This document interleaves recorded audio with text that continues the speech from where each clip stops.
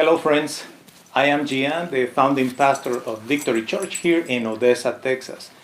Today I'm at home. This is my home office, and my dear friend Maximus wants to be part of the Bible study tonight. I don't think he is going to do it, but look, he just loves to jump on you, and he thinks he's just like a baby. Anyway, I want to start our Bible study soon, but I need to take Max somewhere else, okay? Thank you, guys.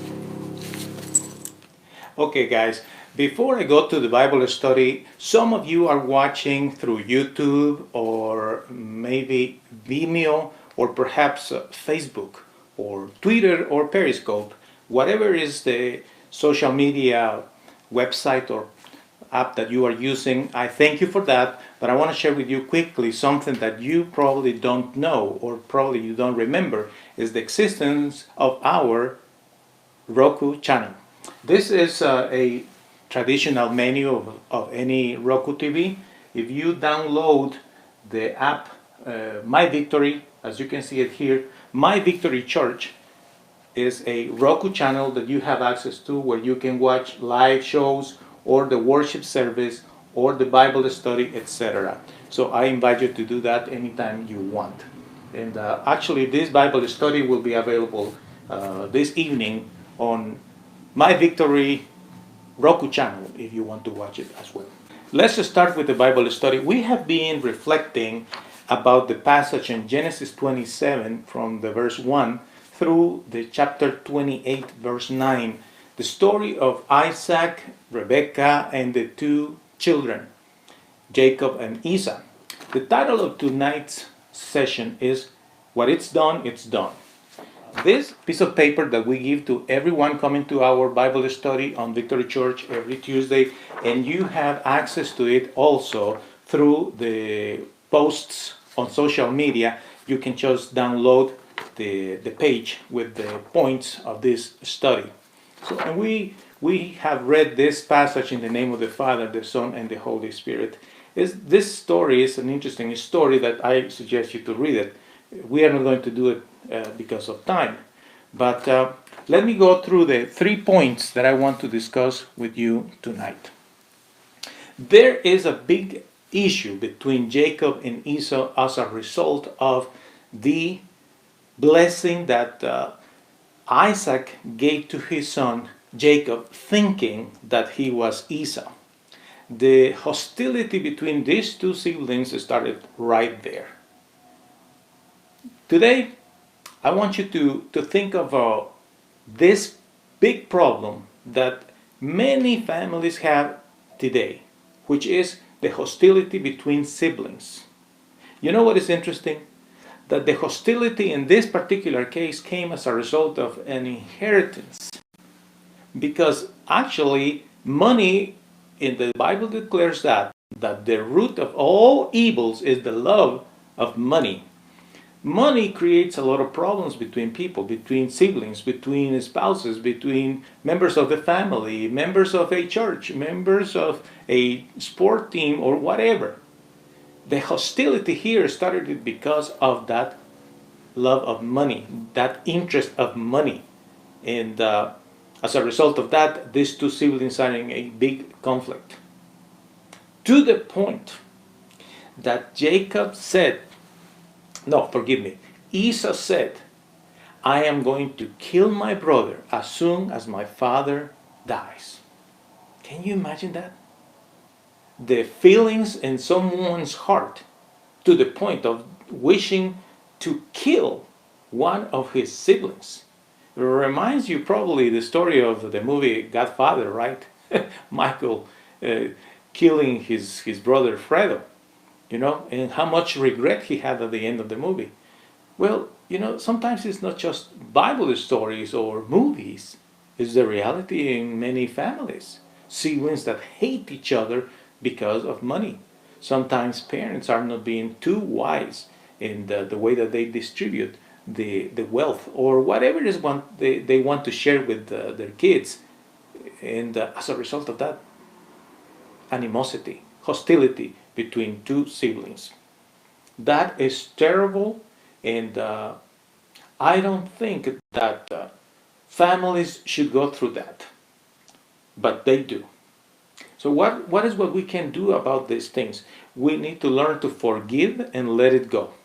If you are in trouble with any of your siblings or any family member because of inheritance, my suggestion to you is forget about it, let it go. Some people legally already took care of certain things. They already have properties in their names, money, vehicles, etc. They stole anything or everything, and sometimes it's just too late. Let it go. Forgive and let it go. That is something that we need to do today. The second point that I want to discuss with you is that Jacob was forced to leave the land. You know what is interesting? The blessing of Isaac was that he will be the leader of the new leader of the family, right? So supposedly Jacob will be in charge of all these possessions, all the wealth, the land, the employees, etc. But as a result of the fear that Esau, his brother, will kill him, Rebekah said to her son, "Son, you gotta go." And later Isaac said to him, "I agree with your mom. I think you need to go. It's better for you to leave the land." You know what? All the scheme, all these tricks that they played in order to get the inheritance at the end didn't work well for Jacob. Jacob needed to leave the land.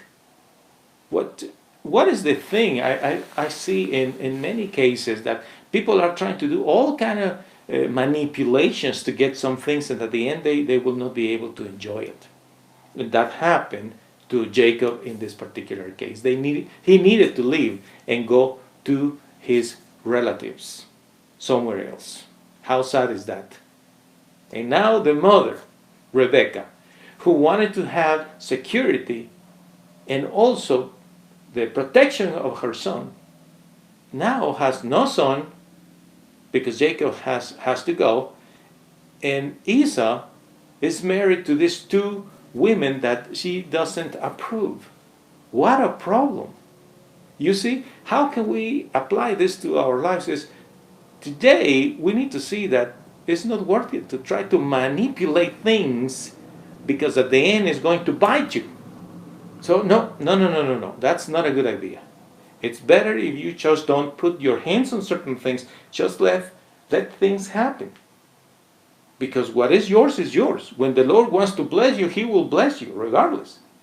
But if you are trying to manipulate things and try to move things and get documents here and get signatures there, at the end it's going to be bad for you. And the third thing that I have for you tonight is that Esau realized at that point that the fear of his mother was that because he married these women that she didn't approve.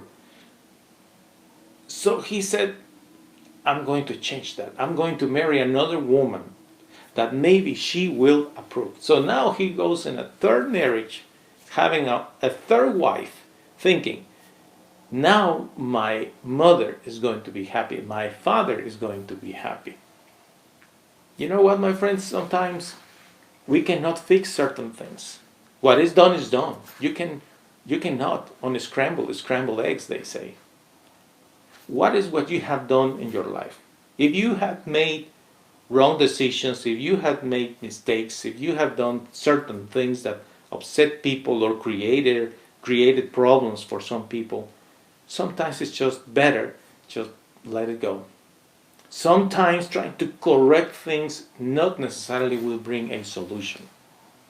In all cases, what we know is that reconciliation has to be from heart to heart. And the only one that can change our hearts is the Lord. It's through His Holy Spirit.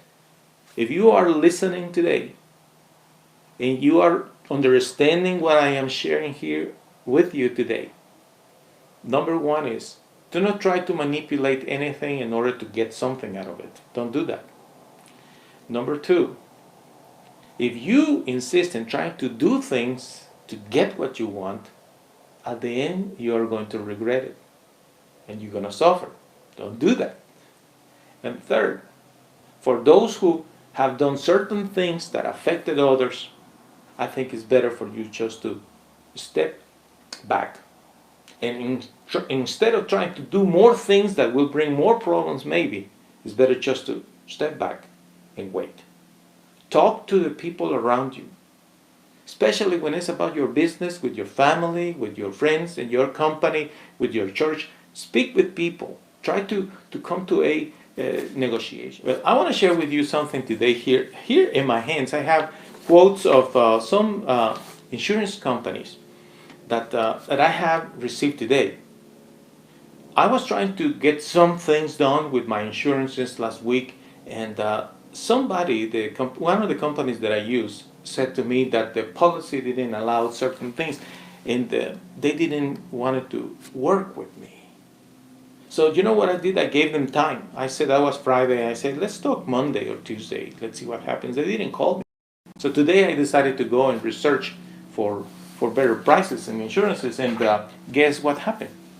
I got better prices, and I am now in a better position. So I called the company this afternoon and I said, all this is happening because you were not flexible. You were so rigid. This is it. You know, companies need to work with their customers. We need to work with our people. You need to be more flexible with whoever you are dealing with. Because when we are so rigid and we try to do things so strictly, you need to be more flexible. You have to learn to have some exceptions to certain rules. Because sometimes, when we are so rigid, we can lose it all.